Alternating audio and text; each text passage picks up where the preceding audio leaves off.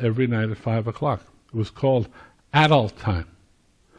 But after a couple of times that I did this, I realized that nobody ever came to check up on me. So I began to climb out the window and play with my friends to all hours of the night. Kids time. That's what I used to call it. And I never got caught. So that was my first act of rebellion. Vermont's a great place for kids. I mean, if you like to hunt, fish, swim, hike, it's perfect. So good that all my life, up until 2 years ago when my wife passed away and I became ill, we used to spend our summer vacations back in Vermont. Loved it. And that was from my childhood. It was a beautiful childhood. My parents were very active in their church. And so I was made active. Church on Sunday, Sunday school, Monday Bible school, Wednesday Christian Endeavor, a couple of things thrown in during the week, church tasks they call them, but got to the point that when I reached my majority, when I was 21 and got out of school, I swore off organized religion, and for the next 35 years, I never entered another church unless it was for a social obligation like a funeral or wedding. That was my attitude about that business. Coincidentally to that preacher from El Paso, who I didn't mention also, got caught selling water out of the River Jordan, out of the Rio Grande. He claimed it was from the River Jordan. It was good for your inners and your outers. Drink it or wear it. But again, I love the scoundrel. Anyway, I had my first drink when I was 8. Now I realize you're from Buffalo, so that makes me a late starter.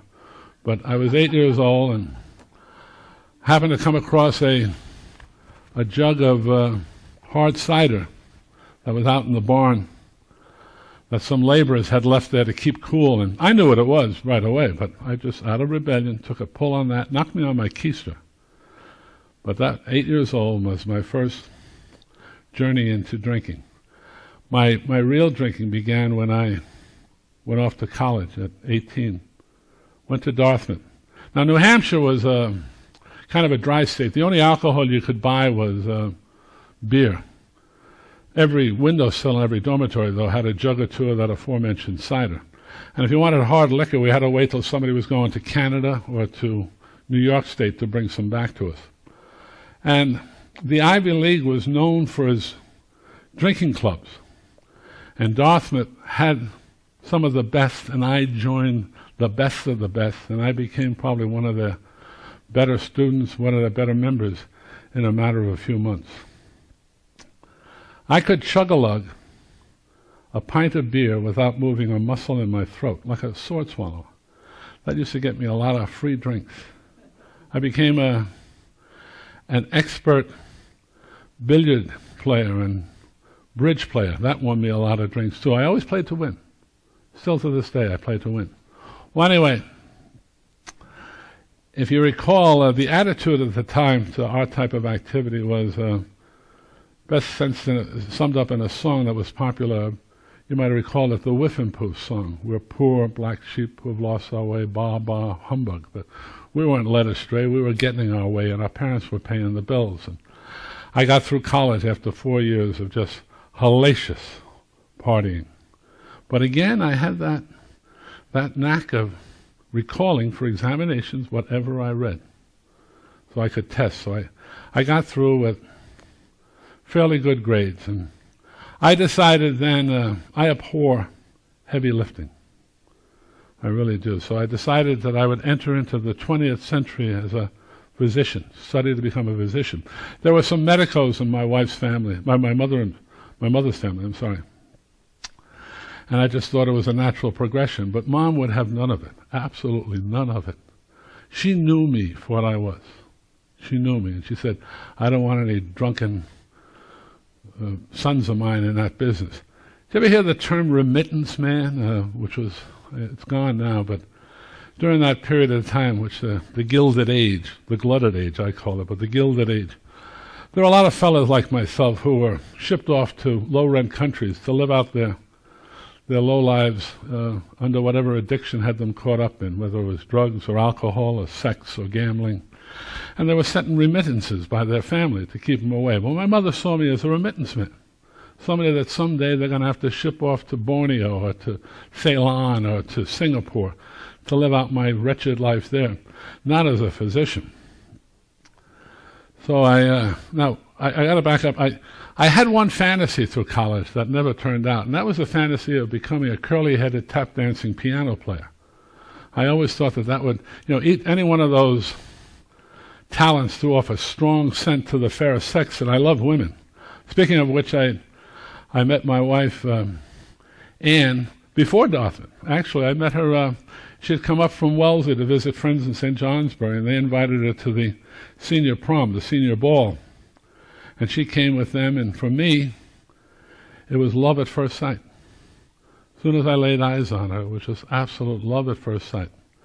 But she knew me for what I was. And after a 17-year whirlwind courtship, I finally got her, but she knew me for what I was. I was a prodigal. I was a wastrel. A scoundrel, canard, and it took me a long time, but I'll go into that later, how I got Annie. Well, as I said, my mother wouldn't allow me to go into medicine, so I took a job selling hardware. To little or no effect throughout the Northeast and lower part of Canada for the next 3 years. I was a drunk with a modest expense account. Finally wound up working in Filene's in Boston as a floor salesman. That's where I wound up. I mean, it didn't have that heavy lifting that I abhorred, but it was absolutely painfully boring work. Finally, I convinced my mother to allow me to go off and study medicine. And she relented, and I won a chance to go to Michigan State, went out there, and booze followed me. Within 2 or 3 months, I began to get into trouble, terrible trouble, to the point that I missed so many classes from the hangovers from the day before, and the shakes and the nausea and all the stuff that were inherent with just voluminous drinking. Awful, awful drinking. And I finally abandoned the school. In about 8 or 9 months, I fled, left the school, gave up medicine. Said it wasn't for me. It was too taxing. It was driving me crazy. And I wound up drying out in a friend's farm, his father's farm.